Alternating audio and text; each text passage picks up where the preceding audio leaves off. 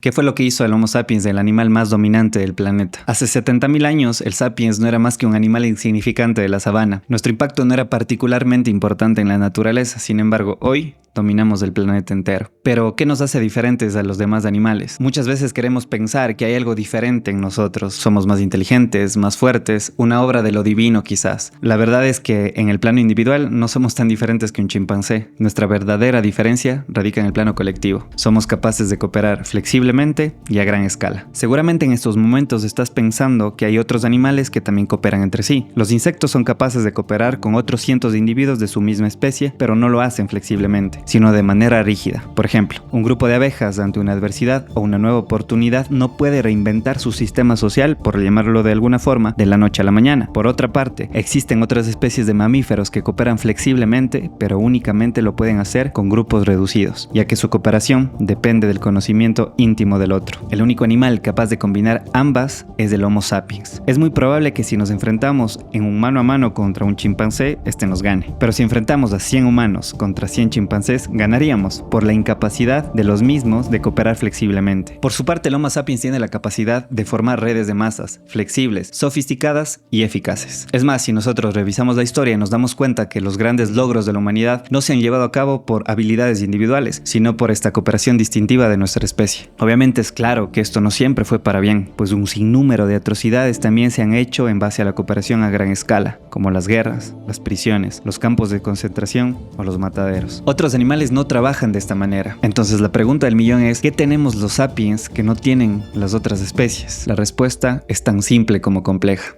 la imaginación. Todo lo mencionado anteriormente, y para adentrarnos a mayor profundidad, está tomado de este libro de acá, Sapiens, de animales a dioses, por Yuval Noah Harari. El autor en este libro menciona 3 revoluciones importantísimas para entender la historia del Homo sapiens, es decir, la historia de nuestra especie: la revolución cognitiva, la revolución agrícola y la revolución científica. Revolución cognitiva es la primera revolución importante que Harari discute en su libro. Se refiere al momento crucial en la historia de la humanidad cuando los sapiens empezamos a desarrollar la capacidad única de la cognición completa, lo que nos permitió pensar abstractamente, comunicarnos de manera más sofisticada y formar sociedades más complejas. Aunque no hay un consenso de cuándo ocurrió exactamente, se estima que pudo haber ocurrido hace unos 70.000 o 30.000 años. Esta revolución marcó el comienzo de la evolución cultural y social acelerada por los sapiens, pues a raíz de esta evolución, nosotros los sapiens empezamos a cooperar a gran escala a través de un recurso único de nuestra especie que mencionaba anteriormente: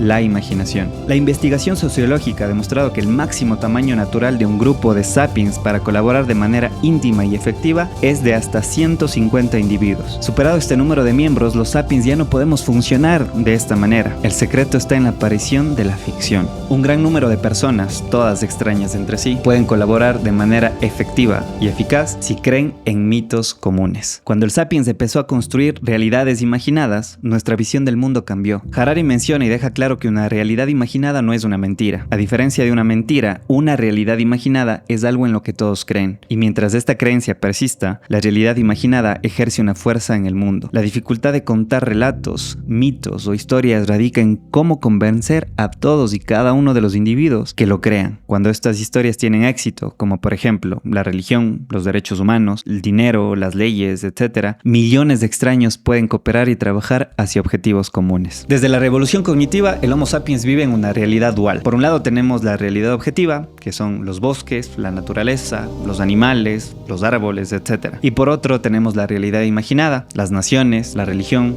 los dioses, las corporaciones. La capacidad de crear una realidad imaginada a partir de palabras permitió que un gran grupo de extraños cooperen de manera efectiva. En consecuencia, puesto que la cooperación humana se basa en mitos, la manera en la que la gente puede actuar o cooperar puede ser alterada si se cambian los mitos contando narraciones diferentes. Por ejemplo, en 1789 la población francesa pasó de creer al derecho divino de los reyes a creer en el mito de la soberanía del pueblo. Por ello, desde la revolución cognitiva, el Homo sapiens ha podido revisar su comportamiento de acuerdo a las necesidades cambiantes, transmitiendo así nuevos comportamientos a las generaciones futuras sin necesidad de un cambio genético o ambiental. La inmensa diversidad de las realidades imaginadas que los sapiens inventaron y la diversidad resultante de patrones de comportamiento son los principales principales componentes de lo que llamamos cultura. La revolución cognitiva es, en consecuencia, el punto de inflexión donde la historia marcó su independencia de la biología. Por otra parte, tenemos a la revolución agrícola, que se produjo alrededor de 10.000 a 12.000 años atrás, cuando los seres humanos hicieron la transición de la caza y la recolección a la agricultura y a la domesticación de animales. Esta transición tuvo un impacto significativo en la organización social, la economía y el estilo de vida de los sapiens. La agricultura permitió la acumulación de excedentes de alimentos, lo que llevó al desarrollo de asentamientos permanentes, el surgimiento de la propiedad privada y la especialización del trabajo. Sin embargo, no todo fue miel sobre hojuelas. De hecho, Harari cuestiona la idea de que la revolución agrícola fue el progreso de la humanidad. Para él, fue el mayor fraude de la historia. Porque aunque trajo consigo la posibilidad de alimentar a más personas y permitió la formación de civilizaciones complejas, también tuvo efectos negativos. En términos de bienestar individual, los agricultores trabajaban más horas que los cazadores-recolectores y tenían una dieta más pobre, lo que resultó en una disminución de salud y el aumento de enfermedades. Además, la revolución agrícola marcó el inicio de la propiedad privada